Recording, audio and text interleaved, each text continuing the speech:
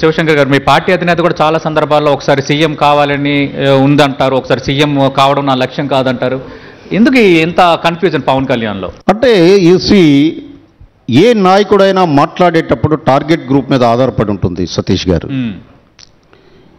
ఈ పార్టీకి ప్రధాన వనరు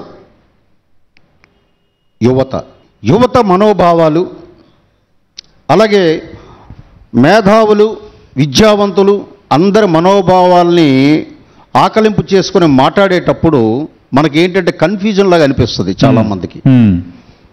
సో ఒక్కొక్కరికి కంపార్ట్మెంటలైజేషన్ ఆఫ్ థింకింగ్ని కానీ మనం అడాప్ట్ చేసుకున్నట్లయితే అందులో మీకు ఎక్కడ కన్ఫ్యూజన్ కనిపించదు.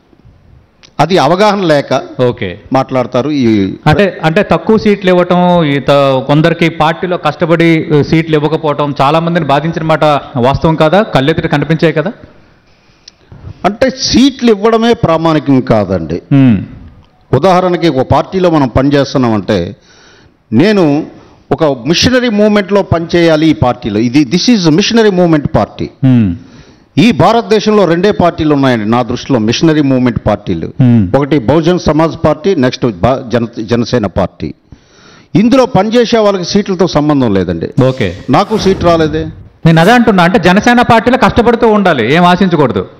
భావజాలం, సిద్ధాంతం, సామాజిక లక్ష్యం, సామాజిక స్పృహ, వాటి దిశగా మేము అడుగులు వేస్తాం తప్ప అధికారం లేకుండా ఇవన్నీ ఎలా సాధ్యం? వస్తాయమ్మా, అధికారం వస్తాయి. సో మీరు రోడ్ మ్యాప్ ఆఫ్ ఆంధ్రప్రదేశ్ అన్నారు. మా రోడ్ మ్యాప్ మాకుంది. ఓకే, అధికారం గమ్యాన్ని ఎప్పుడు చేరుకోవాలన్నది మా రోడ్ మ్యాప్ మాకుంది. రైట్. ఇక్కడ